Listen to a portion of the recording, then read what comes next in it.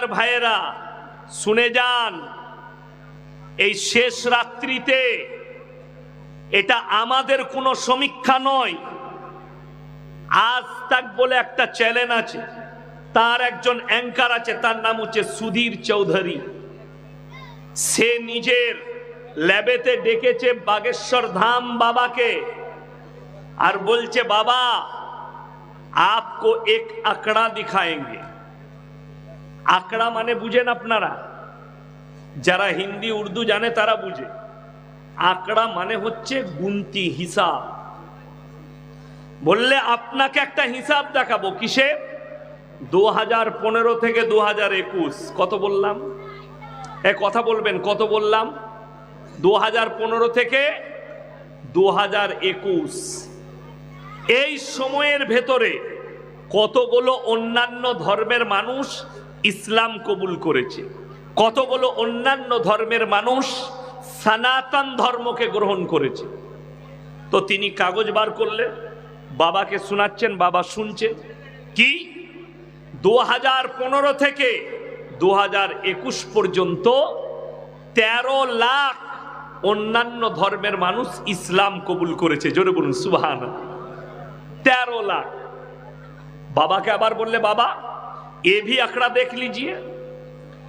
और दूसरी धर्म से अन्यान्य धर्मेर मात्र 30,000 लोग तारा सनातन धर्म के निয়েছে, গ্রহণ করেছে। कितना अंतर है? यार पार्थक्यটা কত? बाबा बोलছেন आसमान और जमीन का फर्क है, आसमान और जमीনের फर्क। আপনি ভেবে দেখুন, আমরা কেউ কি গালি দিই? কথা বলেন। আমার 1 লাখ জলসা ছুটছে ইউটিউব আর ফেসবুকে, একটা কোনো অমুসলিম ভাই, কোনো শিক্ষিত মুসলমান ভাই একটা জলসা যদি বার করতে পারেন, আমি শ্রী রামজিকে গালি দিয়েছি, শ্রী কৃষ্ণজিকে গালি দিয়েছি, দুর্গাকে গালি দিয়েছি, কালী ঠাকুরকে গালি দিয়েছি, সরস্বতীকে গালি দিয়েছি। একটা যদি বার করতে পারেন, আমি জীবনে আর সমাজের বুকে বক্তব্য দেব না। এখন আমি স্টেজে আছি 1.5 ঘন্টা, যদি কেউ বার করে দেখাতে পারেন, আমি আজকে পয়সাও লুবো না, নেমে গাড়ি চেপে পালিয়ে যাবো, জীবনে বক্তব্য দেবো না। কাল থেকে জলসা বন্ধ, মাদ্রাসার ক্লাস করব দিন। কিন্তু বড় কষ্ট লাগে, প্রতিনিয়ত ভারতের কেউ না কেউ নবীজিকে গালি দিচ্ছে, কেউ না কেউ রসুলকে গালি দিচ্ছে, কেউ না কেউ কোরআনকে গালি দিচ্ছে, কেউ না কেউ দাড়ি টুপিকে গালি দিচ্ছে, কেউ না কেউ মুসলমানকে ধরে জয় শ্রীরাম বলে মারছে। আমি 2 দিন আগের ভিডিও দেখলাম, আমাদের বাংলার, যদিও জায়গাটা জানা যায়নি কোথায়, একটা হিন্দু পাড়ায় একটা মুসলিমদের হোকার, ছেলেটা কিন্তু মুর্শিদাবাদেরই হবে। কি করে? থালা বাসন এসব বিক্রি করে। সে বেচারা গলিতে ঢুকেছে, তাকে জিজ্ঞেস করছে তোমার নাম কি? সে নাম বলেছে মুসলিম। বলে না না, এদের কাছ থেকে কেউ মাল কিনবে না। মেয়েটা বলছে বেরিয়ে যাও, এর কাছে মাল কিনো না, এরা টাকা ইনকাম করবে, আবার বাড়িতে গিয়ে আমাদিকে মারবে। এখনো পর্যন্ত সেই মেয়েটা অ্যারেস্ট হয়নি, এখনো পর্যন্ত মিঠুন চক্রবর্তী অ্যারেস্ট হলো না। দুঃখের বিষয়, আপনাকে এখানে 2টো কথা ভাবতে হবে, শুনে যান। কুকুর 2টো সময় চিল্লায়। কটা সময় বললাম? কুকুর 2 সময়ে চিল্লাতে শুরু করে। এক, যখন কুকুর খেপে যায়। कुत्ता जब भौंकता है 2 टाइम भौंकता है, अगर कुत्ता पागल हो जाता है तो भौंकना शुरू करता है, और दूसरी टाइम अगर पीछे मालिक खड़ा रहता है तो कुत्ता भौंकता है।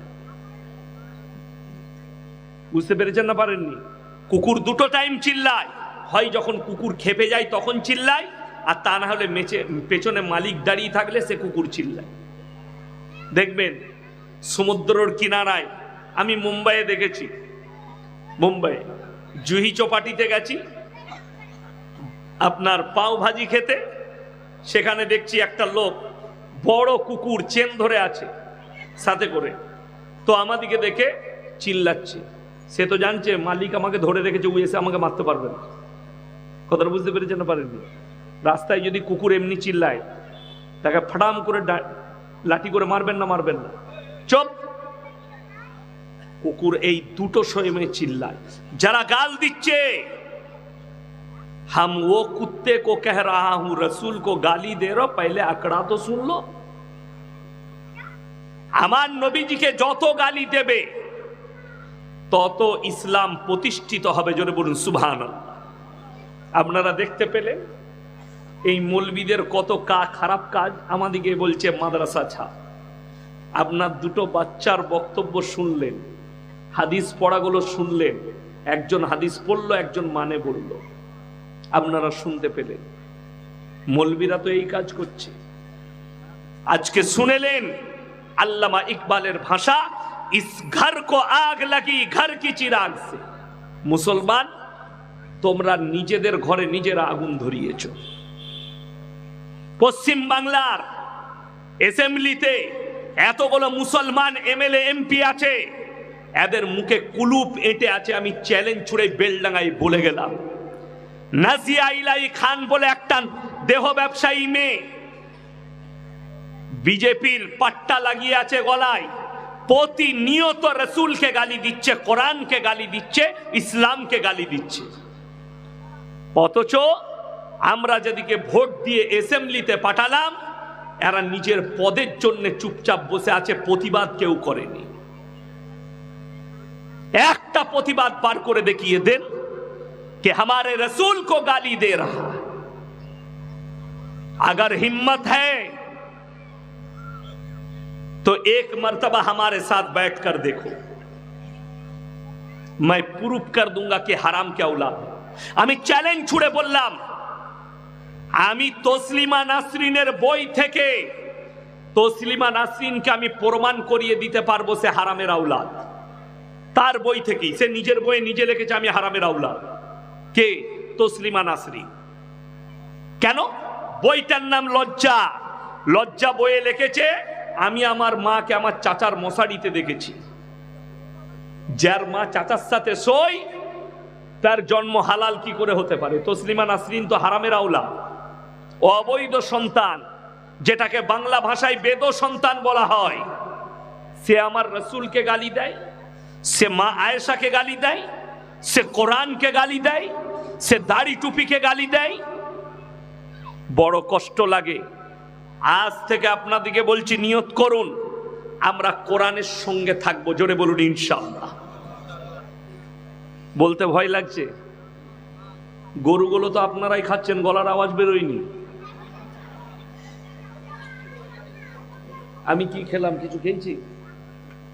একটা রুটি খেলাম ওপরে বসে। এখন আমি পুরো পাওয়ারটা দিই নাই, নিতে পারবে না, কানগুলো ফেটে যাবে। আর তোমরা গরুর গোশ দিয়ে ভাত খেয়ে এসে গলা বেরুচ্ছে না।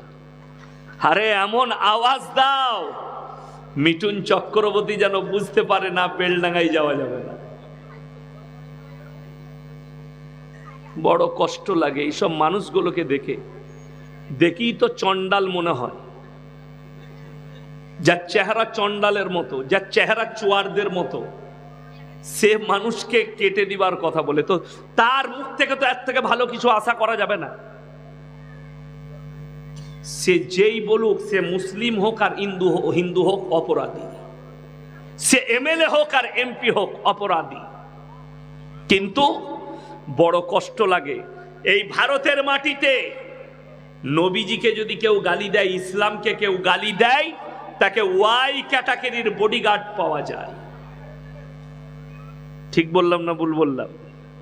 যারা শিক্ষিত লোক আছেন, মাস্টার ডাক্তার আছেন, প্রফেসর আছেন, ইঞ্জিনিয়ার আছেন, তারা জানবে ভারতের একজন লোক মুসলিম, তার নাম হচ্ছে মকবুল ফিদা হোসেন।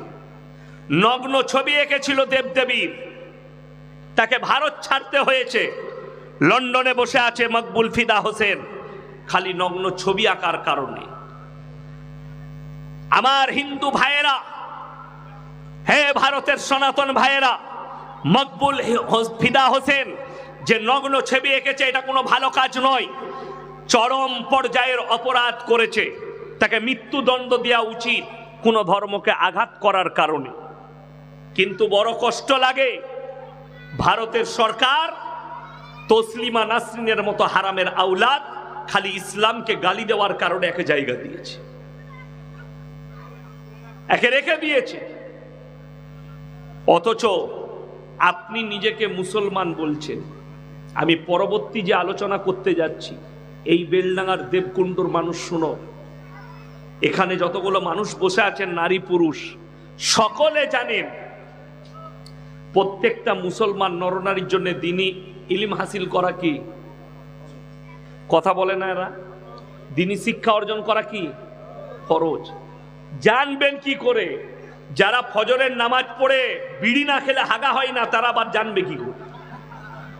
বললেই আমি অপরাধী।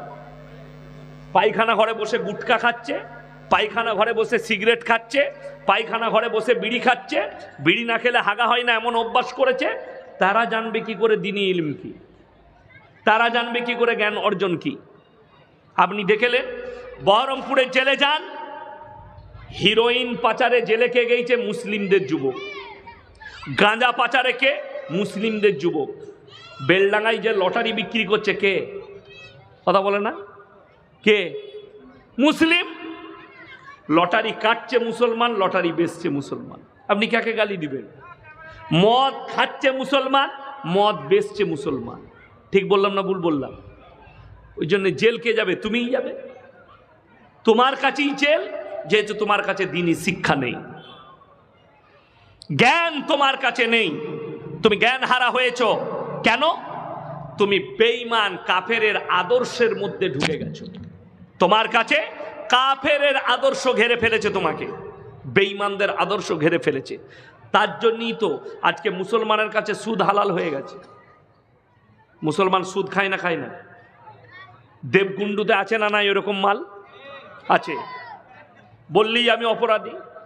সেদিনে আমাকে বেনাদ্দহ শিশু মাদ্রাসায় পড়াশোনা দিয়েছিল, লিখেছে হুজুর চুল ব্যবসা কি? আমি বলে একদম হালাল। তাই না? মনে করেছে ইয়াসিন কি বলে দেখি। মাদ্রাসা চালায়, তোমার পয়সার দরকার নাই, কিন্তু যেটা হারাম সেটা হারাম বলতে হবে। চুল ব্যবসাও হারাম, চুলের ব্যবসার টাকাও হারাম। মদ খাওয়া কি হারাম, মদের ব্যবসার টাকা কি হবে? হারাম। কিন্তু মুসলমানের কাছে হালাল। মাদ্রাসাওয়ালা মসজিদের ইমামরা ফতোয়া দিতে পারবে না, চাকরি চলে যাবে সকালবেলা। কেন? চুল ব্যবসায়ীর পয়সা আছে। শালা আমার লেগে বললে হারাম জুম্মার দিনে, ওকে রাখলি কি করবে তারা? শালা ঠিক বললাম না ভুল বললাম? সকালবেলা ইমাম বললে ইমামের চাকরি চলে যাবে, পাওয়ার আছে। সুদের বায়ান করলে, এই আমি রাতের বেলায় সুদের বায়ান করব, সকালবেলায় বেলডাঙ্গা হাঁটা বলে ও আকার বক্তা নাকি বে শালা, ওকে দাওয়াত দেয়। কোন মাল কটা বলবে? সুদখোর কটা বলবে। তো তোরা আমাকে গাল দিলে কখনো কোরআনের আয়াত পাল্টাবে? কথা বলে না? রসুলের হাদিস পাল্টাবে? পাল্টাবে না। আল্লাহ কোরআন স্পষ্ট করেছে, ওয়াহাল্লাল্লাহুল বাইয়া ওয়া হাররামার রিবা, তোমাদের জন্য সুদকে হারাম করেছি, ব্যবসাকে হালাল করেছি। বেলডাঙ্গা হাটে আলু বিক্রি করবে, 300 টাকা ইনকাম করেছো, আল্লাহর কসম করে বলছি হালাল টাকা। সেই টাকায় যেটা খাবে হালাল, সন্তানের মুখে খাবার তুলে দিবে হালাল খাবার, সেটা শাক ভাত হোক। তুমি মদ ব্যবসা করবে। মুসলমানদের অবস্থা কি জানেন? এত ভালো অবস্থা মুসলমানদের, সকালবেলায় বেলডাঙ্গা বাজারে গিয়ে মুরগির মাংস কিনবে, বলছে 1 কিলো মুরগির মাংস দাও তো। জবাই করেছিস তো বে? হ্যাঁ জবাই। বাবারে এত পাওয়ার দিয়ে বলছে জবাই করা ছাড়া খাবে না, এত বড় মমিন, কিন্তু টাকাটা সুদের। কথাটা বুঝতে পারেননি? টাকাটা সুদের। তো আল্লাহ মাফ করুক। নবীজি সাল্লাল্লাহু আলাইহি সাল্লামের হাদিস, কেউ যদি 1 টাকা সুদ খায়, নিজের মায়ের সঙ্গে 36 বার জিনা করার সমান পাপ হবে। এটা নিম্ন পাপ। বুঝে নিন এর উঁচু স্তরের পাপগুলো কত খাতারনাক হবে। সব থেকে কম বেতন ইমামের আমাদের সমাজে, ঠিক না ভুল? সব থেকে কম বেতন মাদ্রাসার শিক্ষকদের। অথচ একটা মৌলবি দেখিয়ে দেন বেলডাঙ্গায়, যার বউ কোপরে কাপড় গুঁজে বন্ধন লোন আর গ্রুপ লোন করতে গেছে, 20,000 রোজগার করে, বরকত নাই, বউকে রাস্তায় বার করে দিয়েছে, গ্রুপ লোন করে নিয়ে আয়, গ্রুপ কর। আপনাদের এখানে নাই ওটা, আলহামদুলিল্লাহ। আছে? মাশাআল্লাহ, ভালো। তবে কিছু না হোক, গ্রুপ লোন করে মায়েদের একটা লাভ হয়েছে। কি লাভ? 10 জন মিলে গ্রুপ করেছে, একজন হেড থাকে, 9টা মেয়ে তাকে ম্যাডাম বলে আসছে, মনে করে আমার যাহা তাই ব্যাপার ম্যাডাম, বুঝতে পারেননি? সে মনে করে আমার বিরাট ব্যাপার। এমনি ম্যাডাম হতে পারে নাই, সুদ খাওয়ার ম্যাডাম হয়েছে। ভালো জিনিস। তবে এই সব বায়ান করা খুব বিপজ্জনক। কি বলুন তো? মেয়েরা বলবে জীবনে 8 কুড়োর বেটাকে দাওয়াত দিবি না, আমার দাওয়াত কমে যাবে এমনি। আমার মায়েরা, হক শুনে যাও, সুদ লেনেওয়ালা দেনেওয়ালা উভয়ে পাপী, এটা যেন মাথায় থাকে। তোমার বাড়িতে বরকত আসতে পারে না। একটা মৌলবীর বেতন 8,000, 7,000, 10,000, অথচ তাকে লোন নিতে হয় না, তাকে সুদ খেতে হয় না, তাকে লটারি কাটতে হয় না। আরে লটারি হালাল হলে আমরা মৌলবীরা ইমামরা আগে কাটতাম। তোমরা 5,000 বেতন দাও, একটা কেটে দে, মাল লেগে গেলেই হয়ে গেল। 1 কোটি লেগে গেলে আর হবে? আরে মুসলমান এত ভালো, বাংলাদেশের এক চাচা মসজিদে ঢুকে দোয়া করছে, আল্লাহ 1 ঘর কেটেছি, আল্লাহ যদি 1 কোটি পড়ে যায় তুমি ফেলে দাও, আর জীবনে কাটবো না।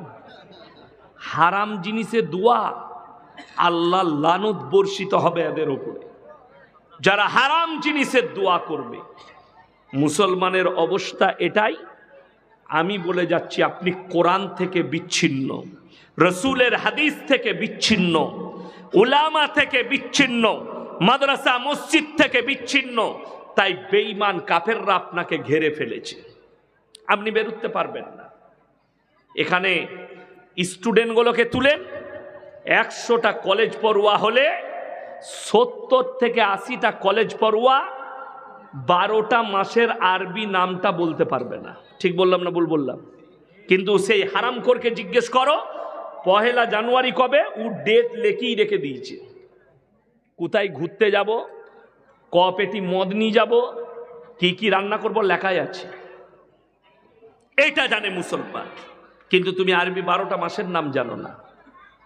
আজকে ওই জন্য আমি বলে যাচ্ছি, শুনেলেন, আল্লাহ নবী সাহাবীরা যখন কালমা পড়েছে, যারা তারা কালমা পড়ার পরে ইমানের ওপরে এমন ভাবে টিকেছে আর এমন বিশ্বাস এনেছে, ইন্নাল্লাহ লা ইউদিউ আজরাল মুহসিনিন, এটা কোরআন। হে আমার সাহাবীরা, আল্লাহ বললেন, বলে দাও হে আমার নবী, তোমরা যখন কোনো ভালো কাজ করবে, কোনো নেক কাজ করবে, তোমরা নেক নিয়ত করে করবে, তোমরা ওটার মধ্যে কামিয়াবি পাবে, আল্লাহ মদত করবে। সকলে জোরে বলুন ইনশাআল্লাহ। আপনি জমিতে সবজি লাগালে প্রথম বিসমিল্লাহ বলে পুঁতেন না? ঘরে মুনিশ আছে, মুনিশকে বললে যাবে কপিটা লাগিয়ে দিগা, তো সেই কপিতে কখনো বরকত হয়? এমনি 1 টাকা দাম হয় কপি, ওই জন্য তো 1 টাকা হয়ে যায়, তুমি তাতে বরকত পাবে না। প্রথম বিসমিল্লাহ বলে তুমি লাগাও, আল্লাহর উপরে ভরসা করে, আল্লাহ এই জমির মধ্যে যে ফসল হবে তার যা লাভ হবে হিস্সা আমি ওসর বার করে দেব, এতিম মিসকিনের জন্য মাল বার করে দেব। নিয়ত আপনার নাই। কেন? আপনি কোরআন থেকে বিচ্ছিন্ন, কোরআনের সাথে আপনার সম্পর্ক নেই। আজকে মুসলমানের সম্পর্ক কোরআনের থেকে বেশি সম্পর্ক হচ্ছে মোবাইলের সাথে। ঠিক বললাম না ভুল বললাম? মোবাইলের মুসলমান অনেক বেরিয়েছে। মোবাইল মুসলমান, প্রকৃত মুসলমান নয়, মোবাইল মুসলমান। মোবাইলের মধ্যে লিখছে বাবরি মসজিদ ভেঙে গেছে, আমাদের বুকটা ফেটে যাচ্ছে। ও বাবরি মসজিদের লেগে কেঁদে মরছে ফেসবুকে, কিন্তু হারামখোর নিজের মসজিদে নামাজ পড়ে না। ঠিক বললাম না ভুল বললাম? এরকম গাদা লোক আছে।